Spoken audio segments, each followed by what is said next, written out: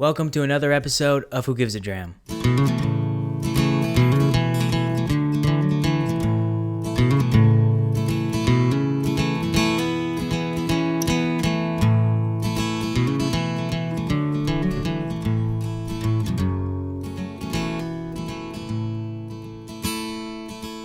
What's up, everybody? Another week, some more whiskey. We're back at it. I am your host, Connor.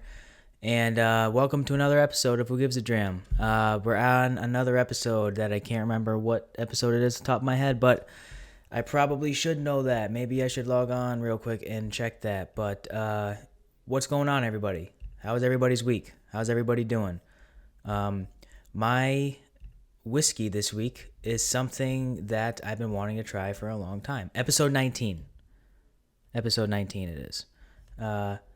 Not something I've been wanting to try for a long time. Something I've been wanting to review for a long time. So I put an Instagram story poll on my Instagram this week, and I had it between two whiskeys one whiskey that I really wanted to open, one whiskey that I really wanted to review. But the ending result of the poll was 50-50, so I couldn't do either of them. So I picked another one. But before I get into the whiskey, before I get into anything else, I want to say quickly, follow the podcast on Instagram at Who Gives a Dram, rate, review, subscribe, YouTube, Apple Podcasts, and Spotify. And as you can see, if you're watching the video podcast, and if you're not watching the video podcast, what you're doing, and also, I'll explain to you on audio, I've got a new whiskey glass in front of me. If you can't see, I've got a brand spanking new whiskey glass in front of me. Compliments of the brand Snoot Glass. I've seen Snoot Glass on Instagram for the longest time now, and we got in contact with each other, and I really wanted to try out their glasses. They said, "Here, we'll send you a pair." And let me tell you what, I love these Snoot glasses. They're aluminum, so it keeps your drink the perfect temperature, and it's like just smell. I know it's early to smell the whiskey in the podcast. I've already got the whiskey in here, but to smell the whiskey is just it honestly is a whole different experience. It's honestly the way Snoot does it. You get so much more on the nose. They look fantastic. They look sleek and modern and stylish. And I could not be happier with these Snoot glasses. So thank you, Snoot, for sending me these glasses. They're going to be the glasses that I use now on the podcast. And if you see me using these glasses and you like these glasses, you want to try them out for yourselves, I've got a little something for you as well. Go to snootglass.com and put in the coupon code WGAD20 for 20% off your entire order. And I know what you're thinking. You're probably thinking that, Connor, those Snoot glasses, they're expensive, man. They got to be the way they look, the way they look on the podcast there. They got to be at least, I would guess, I don't know, $2,000 maybe $3,000. Well, let me tell you this much. They're not. These Snoot glasses start at $36.95. For this quality Snoot glass, you get it for $36.95 plus 20% off when you use the coupon code WGAD20. So go to snootglass.com, put in the coupon code, try out these Snoot glasses because you're going to see me use them every single week on the podcast, and I am extremely excited. So again, snootglass.com, promo code WGAD20 to get 20% off your entire order when you go to snootglass.com. And as always, I'd be remiss. I got a lot of things I got to say on the podcast now. The Grapevine Media, www.thegrapevinemedia.com. Check us out. Blogs, sports, whiskey, chicks, but not really chicks, but college stuff, movies, stuff like that. Just check us out. So www.thegrapevinemedia.com. They help produce and make this podcast a thing. So yeah, big things happened this week. I'll tell you what happened. And I don't know, again, I said this last week. I don't know if I got movie guys that listen to this podcast. I hope I do. The Snyder Cut.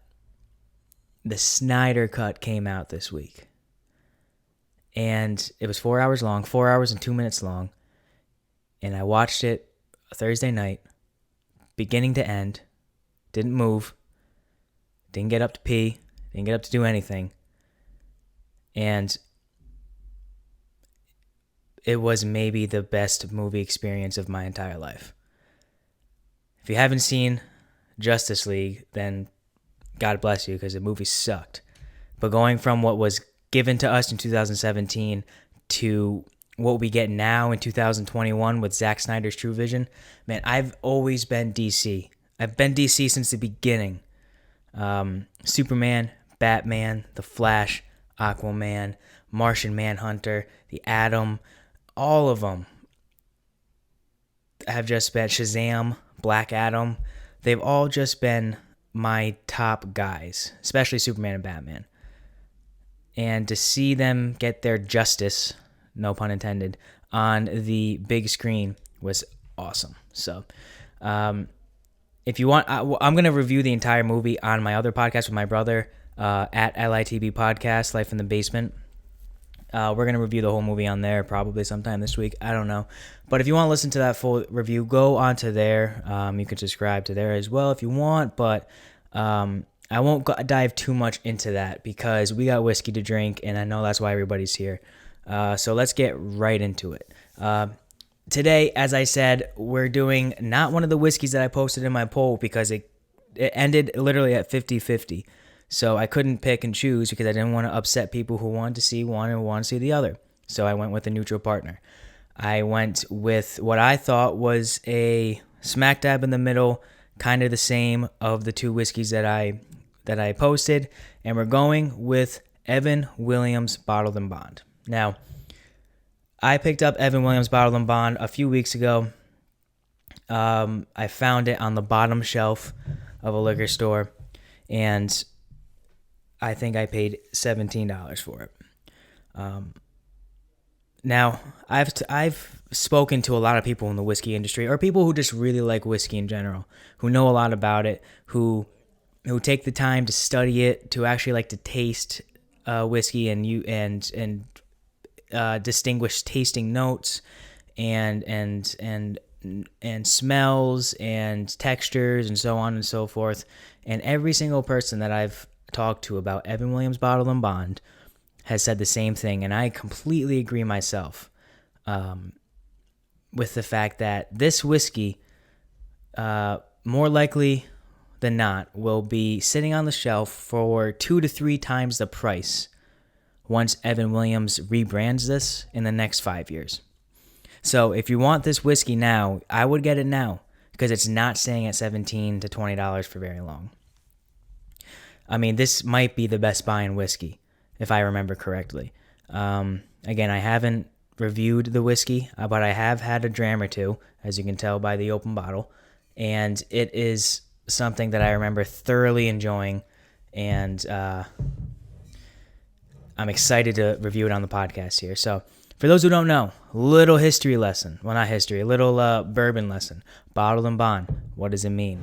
Bottled and Bond is an actual distinction put forth by the U.S. government that indicates that what you're getting in this bottle is exactly what is stated is in the bottle. Bottled and Bond has to be 100 proof. Bottled and Bond has to be... There's a few other things that I forgot. I just know it has to be 100 proof, and that what you see... Basically, what you see is what you get in the bottle. So let's go on onto Wikipedia here and actually search what Bottled and Bond means. Bottled and Bond is a label for an American-made distilled beverage that has been aged and bottled according to a set of legal regulations contained in the United States government standards of identity for distilled spirits, as originally laid out in the Bottled and Bond Act of 1897. So, to be labeled as bottled and bond or bonded, the liquor must be the product of one distillation season, which is January, June, or July to December, so once a half year. by one distiller at one distillery. It must have been aged in a federally bonded warehouse under U.S. government supervision for at least 4 years and bottled at 100 proof, 50% alcohol by volume. The bottled product's label must identify the distillery where it was distilled and, if different, where it was bottled. Only spirits produced in the United States may be designated as bonded. A lot of people think bottle and bond means quality. A lot of people equate it to being better, which isn't necessarily the case. It's just basically a way for the distiller to say that what they have in this bottle is what is intended for us to get. There's no BS in it. Bottle and bond status is earned only by meeting strict government standards originally passed in 1897 to ensure quality and consistency. In accordance with these standards, this bourbon is 100 proof, aged at least 4 years, and produced at a single distillery within a single distillation season. Obviously by Evan Williams. Evan Williams sets up his distillery on the banks of the Ohio River in 1783 and is historically recognized as Kentucky's first distiller of bourbon. This special bottled and bond bourbon is a genuine sour mash that honors his pioneering heritage. So, just some quick facts about bottle and bond. A few bottle and bond bourbons that I really like. Colonel E.H. Taylor's bottle and bond. I believe all of their products are bottle and bond, or a lot of them. I know that the small batches, and I know that the rye is because I'm looking at it right there. One of my favorite bourbons in the world is Henry McKenna 10-year bottled and bond. It's fantastic. And there's a lot of other ones too. I know Old Fitzgerald does a bottled and bond, and just so on and so forth of several different types of whiskeys that are bottled and bond. Old Grandad, I believe, is a bottled and bond. I don't know why that just came to my head. But yeah, I think Old Grandad is, which is cool, I guess. But that's what we're drinking today. We're drinking not Old Grandad. We're drinking some Evan Williams. So Evan Williams bottle and bond coming up hot. We can start with the bottle itself, which I love. It looks like an alternate uniform for a football team because it's mostly white, but it's got the black and gold, and I think that's like dark forest green, secondary colors in it. Evan Williams is just such a classic brand that when you see the bottle, it's kind of like, okay, that's a bourbon bottle, nothing more to it. There's you don't even have to know it's Evan Williams. Just say, oh, that's definitely a bottle of bourbon for sure.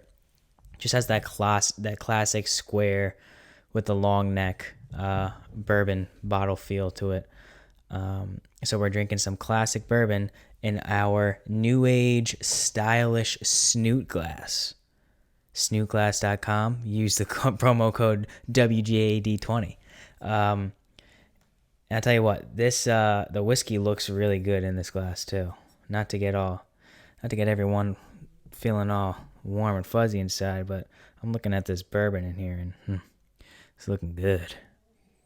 Yeah, you can smell the whiskey so much better in this glass, man. Yeah, it's got a real strong oak to it. That's what I'm getting from this. Oak in like a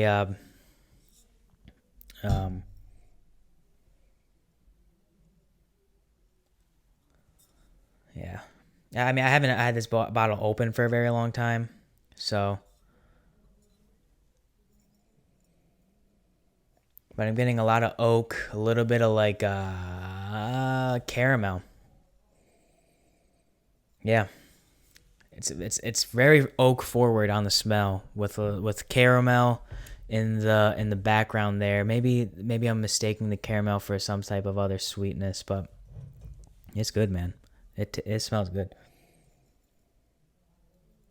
Yeah, it's I'm gonna say oak and caramel is what I'm supposed to be tasting. Now, I already have the website pulled up, so of course I'm gonna see what Evan Williams says we're supposed to smell. Caramel with hints of vanilla, oak, and barley. There it is. I got it right. I'm getting better at this. I actually want to pour a little bit more in here. Oh, by the way, Evan Williams bottle and bond screw top. I'm starting to respect the screw tops a lot more because when I found out Weller did a screw top, Weller Special Reserve, I mean, how can you hate on Weller Special Reserve? And I used to have a thing with not drinking whiskey that was screw top. And my brother can attest to that too because he was the same way.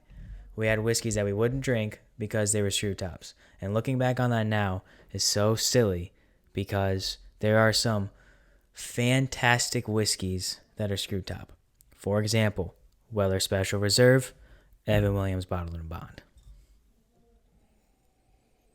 Yeah, so it's oak forward. I'm getting more oak than caramel, even though the website says the opposite. But I'm getting oak, caramel. Yeah, the what exactly? What I'm supposed to smell. And another good thing about this glass too is that it feels good in your hand. Like it doesn't feel like you are like drinking out of like some small petite glass that if you squeeze too hard you're gonna break. This is like durable as shit. I feel like I could throw this across the room and it would be fine. But it looks just so sleek and stylish. I'm so happy with these. I love these Snoot glasses.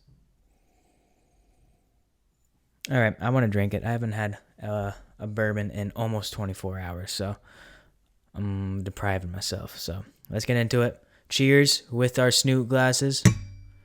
Let's drink some whiskey.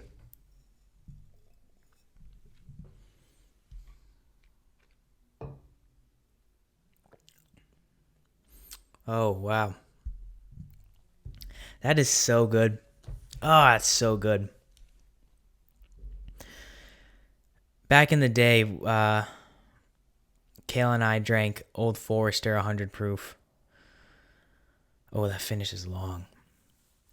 Kale being my brother, and we were drinking on our other podcast, and I was asking him, "What notes do you get? What what comes forward into your palate? Really think about it. Don't be dick about it. Just say what comes to your mind." And he said something that actually makes a whole lot of sense that I will give him credit for. I think of, especially when I'm drinking like around 100 proof bourbon. He said that it tasted like a muddy Fruit Loop. And at first I was like, all right, you're just being an idiot. Like you're just trying to be funny. Ha ha ha. Okay. But the more I thought about it, I was like, let's think about that for a second.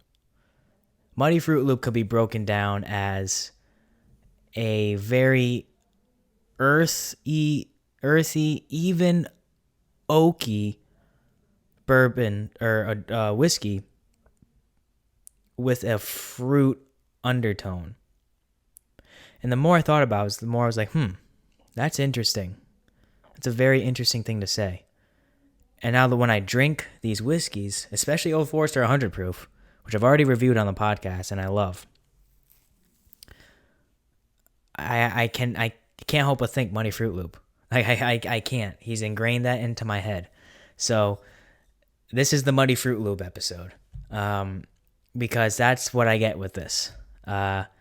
It's again oak forward, just like the smell, but I get that fruit. I get more. I don't know how to describe why I get caramel on the nose, but fruit on the palate. It's just something like the way I try to taste whiskey. For those of you who are wondering where I get all these things from, when I smell and when I taste, it's the first thing that comes to my head is what I say. So when I drink this right now,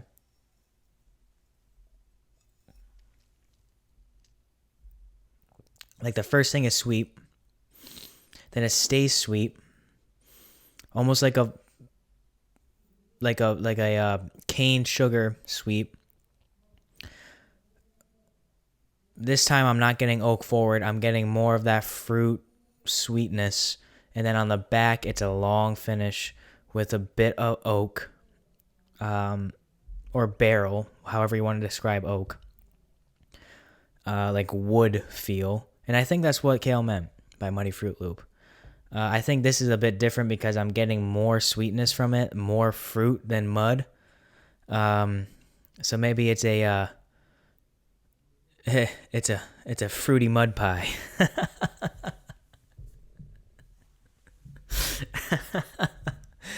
This isn't a muddy. This isn't a muddy Fruit Loop. It's a fruity mud pie. It's the dumbest thing I've said on this podcast. Oh man, Kale's gonna listen to that and he's gonna laugh out loud. I know he is. I'm not gonna tell him I said it either after I record this podcast. Yeah, this is a fruity mud pie. That's what I get. Fruit forward, and that like earth. Mud's not the correct way, but it is what I think of. It's like I think it's more along the lines of like an earthy, oaky, kind of like if you left an oak barrel outside, like in a barn. It's kind of what the vibe is there. I probably sound like the biggest moron on the planet, but you know, it's it is what it is, because I am a moron. So, but I don't look like a moron when I'm drinking out of my Snoot glass. Take another sip. The only thing bad about the Snoot glass, and it's not even bad, you just can't see the whiskey through it, which I don't mind because it gives me a more rugged feel when I'm drinking my whiskey, which is what I want. But sometimes when you're grading on color, you know, like I can tell in the, well, actually, it's kind of hard to tell in the glass itself. But the good thing about Snoot is they have an entire line of different glassware. They have neat glasses. They have these stainless steel glasses, which is what I'm drinking out of. They have wine glasses. They have a lot of different cool products, which is why I wanted to get, you know, in touch with them and get in contact with them and get them on the podcast. So, but let's grade this fruity mud pie here. Based on everything, I mean, I've said in the past, I know we did Eagle Rare in the past, and I said that was probably the best whiskey value in the game. But this, honestly, and no bullshit, Evan Williams Bottle and Bond has to be up there as well. For $20 for this bottle of whiskey is a steal and a half. It might be better than Eagle Rare, but Eagle Rare is one of my favorite bourbons. So I don't know, but I mean, when I say this score, keep in mind that this is like $17 a bottle, $17 to $20 a bottle, for this bourbon. It's 100 proof, so it's a little bit above a sipper, but it's not high enough where you're gonna get punched in the nuts with heat like Elijah Craig Barrel Proof, or Booker's, or anything that's over 100 proof. Like I'm looking at a bottle of Peerless Straight Rye whiskey that kicks you in the nuts. Yeah, I mean, shit, I don't want to give this a super high score because like I don't want it to be over the top, but with the price and count, I mean, I could drink this every single day as a daily drinker, and it would be cheaper than most other daily drinkers on the market. Like, people consider, for the most part, Buffalo Trace a daily drinker if you can find it for its actual retail, which is like $25. This is $5 cheaper. So maybe even less depending on where you find it. So for that, the first number that pops in my head for this whiskey was 8.2, and I'm going to stick with that. I think 8.2 is appropriate. Is it the most complex flavor profile in the world? No. Does it taste like a bottom shelf whiskey? Abso-freaking-lutely not.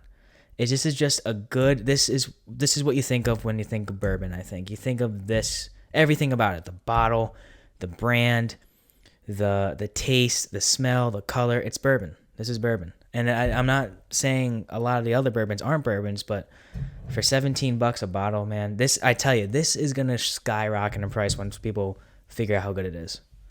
And this, I'm not being paid by Evan Williams to say this. I just truly believe that this is a fantastic bourbon. So 8.2, Evan Williams Bottle and Bond.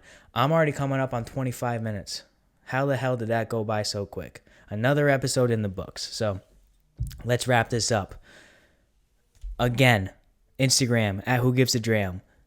Apple Podcasts, Spotify, YouTube, any other podcast provider. Rate, review, subscribe. It seriously helps me out a lot, as well as follow me on Instagram. Just helps spread the show, spread the word. I want to say thank you again to Snoot Glass for providing me with some fantastic glassware. I can't wait to pick up some more of the. I can't wait to get the crystal wine glasses. I'm going to pick some of those up, and when I do, I'm going to use the code WGAD20 to get 20% off my entire order. So do that, and if you do, let me know. Let me know on Instagram, or shoot me an email, or message me on Instagram or something. Let me know that you're using my code, because not only does it, it helps Snoot out. You know, we wanna give Snoot their proper due, because they are a fantastic brand and they're good people. So www.snootglass.com. Enter the promo code WGAD20, 20% off your entire order. Also, check out The Grapevine Media. That's where this podcast is brought to you by, www.thegrapevinemedia.com. As always, Nick Bossy, my brother's going to play me out. Pretty New Diamond. Find him on Spotify and Apple Music. Instagram is Nick Bossy Music. Check him out. And I'm going to finish this bourbon. I'm going to admire my Snoot glass. And I am going to get ready for the day tomorrow, because it's late and I'm tired. So have a fantastic week, everybody. Thank you for joining me. I will see y'all next week. Take care. Up in New England, that girl sure loved me. We got together and brought things to life. So I did buy her a pretty new diamond, and asked that sweet woman if she'd be my wife.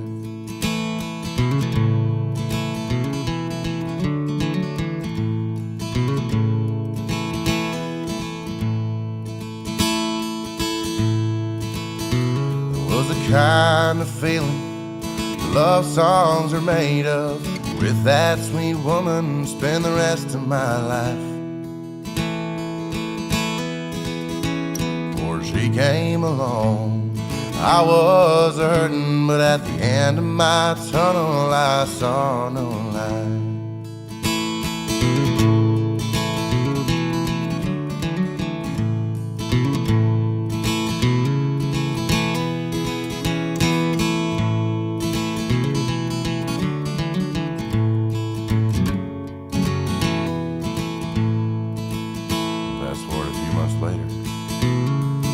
Broke my heart and I can't keep going.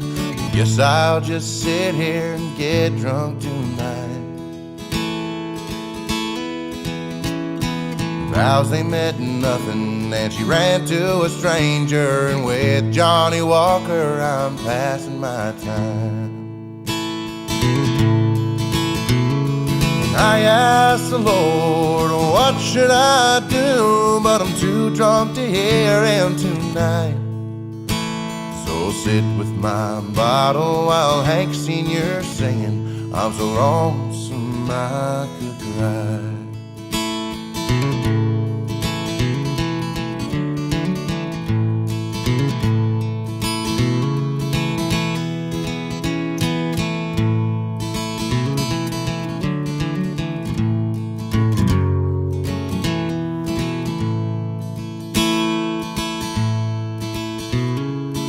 Gave me back that pretty new diamond, and broke my heart a second time. But I got the last laugh when I pawned off her ring, 'cause I bought me a dime bag and a case of Coors Light. I asked the Lord, what should I do? But I'm too drunk to hear him tonight. So sit with my bottle while Hank Sr.'s singing. I'm so lonesome I could cry. So sit with my bottle while Hank Sr.'s singing. I'm so lonesome I could